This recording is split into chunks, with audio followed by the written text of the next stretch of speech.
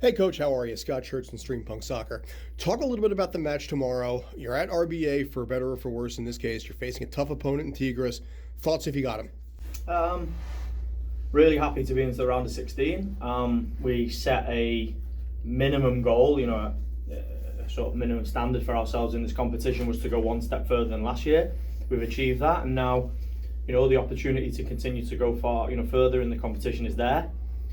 We know it's going to be a tough game. We know whoever you're going to play in the round of 16 is, both teams are going to be really hungry, right, to continue in the competition. But it's a good opportunity for us. I continue to say, going up against difficult teams that have a huge desire to progress in the competition is exactly what our team needs. We want to go against the best teams, and we know this will be difficult, but like I say, it's a good opportunity.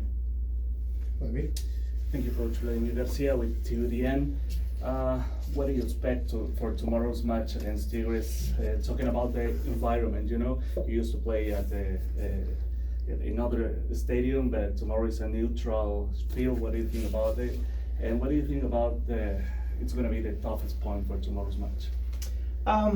We do play at Yankee Stadium, we do play at City Field in our regular season, but we have played at Red Bull Arena many times, and we've had a lot of experiences there, so it's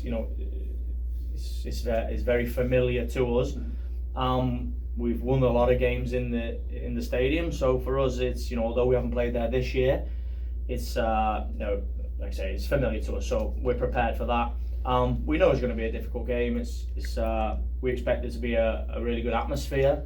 I think across my tenure here, we played Pumas in 21, we played Atlas in 22, we played Atlas in 23, Querétaro this year, now Tigres, and we actually played Tigres in Champions League in 2020 when I first came in at Red Bull Arena. So, we've experienced the atmosphere and how competitive the games are. We know that Tigres are very experienced and high quality team. So it's a good opportunity for us to go against a top team and show that, we're a good team, we're improving, and we have a huge, we really want to continue in the competition. So, tomorrow is no different. We had a tough game against New England, and this is going to be exactly the same.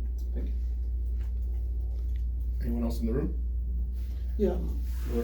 So when you look at Tigres, what is the most important thing for you as far as stopping them for your team to have success? I think when I look at Tigres, I see a real experienced team. I see a team with a lot of high quality individuals. They're a good team. That's why they've been in form and they've had good results in this competition. So, when we prepare for games, we always prepare against what we feel the threats will be. Now, for us, it's about making sure that we're at our best, because when you play in a round of 16 game, it's you win, you go through, you lose, you're out. So we've got to be at our best, and we know that there are areas of our game that we want to focus on. We want to make sure we're the team that we are when we play well, and players are trained really well. It's a tight turnaround, right, in this competition when you go through one game and then you go the next game. But I've been really pleased with the recovery of the group and the way that the group is prepared for this one. With Guignac, he's not only physical, but he's technical as well, and very, very talented. And despite the fact that he has a couple of years on him, but he's still an absolute top forward. How do you deal with him? I think you got to make sure you don't give them space. I say all the time, right? Wherever we play in MLS, the nature of MLS and the construction of squads is when you come against designated players, they're always at a high level, whether that is number 9s or number 10s. So we know that he is a high quality number 9. If you give him goal chances, he's clinical. If you give him space, he's going to make his own chances. So we just got to make sure that we defend the game well. We've got to defend the box well, right? We've got to make sure that our two central defenders defend well. We stop crosses, we stop balls into him, and that's no different than when we play against top number 9s in our league. Thank you. Any more? No. Gabe, back to you. All right, thank you, Esteban. We're going to go to questions on Zoom. I remind you to please raise your hand if you have a question on Zoom. No se olviden de levantar su mano digital. Our first question is going to go to Anthony Merced. Hello, Coach. Anthony Merced, AJM Sports. There's been a lot of mention from Liga MX's coaches being surprised by the physicality of the league, of the MLS competition. And I wanted to ask you, what are you surprised of based on your past experience and the one game against Querétaro What has surprised you or been different for you about the Liga MX competition?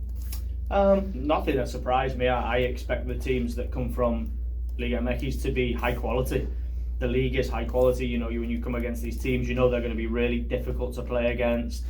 I think the teams we've played, they've managed the games really well, and we've had a lot of different types of game. Right, we played Tigres in 2020 in Champions League, and they had a lot of the ball, and we had to defend a lot of the game. Whereas, you know, when I look at the Pumas game and the Atlas game through 21 and 22, we had a lot of the ball, and those teams defended the game really well. And you know, that was no different in the Querétaro game. We played against a low block, a lot of players behind the ball, very hard to break down, and you know, we didn't manage to get a goal to win the game. So we just have to play this game and play whatever situation the game is. We expect a high quality opposition, so we have to defend the game well. And you know, we feel we're a good team, and we feel that we're in form, so we have to be good with the ball. If we're good with the ball, we'll have opportunity to create chances, and if we create chances, we have to be clinical. So, you know, when you play high quality opposition, you have to make sure that you are present in both sides of the game.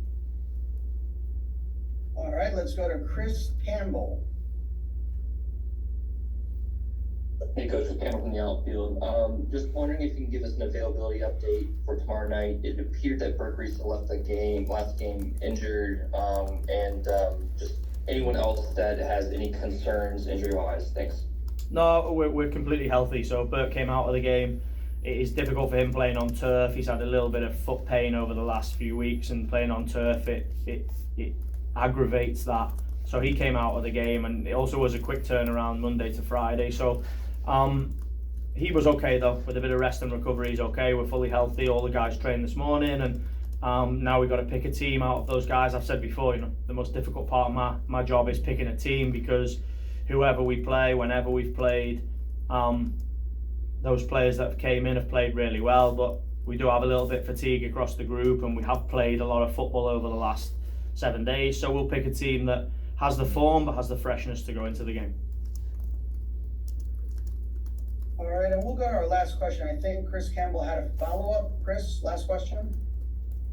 Yeah, thanks. And you mentioned, you know, picking a team, and the striker position has been one that's been a bit of a revolving door for you this season. Jovan's gotten the last 2 starts. We've seen Alonso, and we've seen Monsef. You know, how do you approach that coming into especially a knockout game? Yeah, I think we pick we look at the opposition. We'll scout the opposition. We'll see where we feel the opportunity to create goal chances for a number 9 will be, and then we'll look at the profile. They're all, you know, they're very different profiles, and they all offer, you know, different strengths, and that's why we've tended to rotate it. Ultimately, I want one of the number 9s to pick themselves, right? And I've said this to them, is the opportunity for somebody to go on a run and score goals and be involved in a lot of goal chances is there. And you know, I think that's the next evolution of the team now, is somebody to really go and add some real goals. And you know, I thought Jovan played really well in the game. He showed that he can link up the game. He scored in the Cincinnati game. He had some chances in the New England game. We'll pick the guy that we feel is ready to go and really help the team in this one.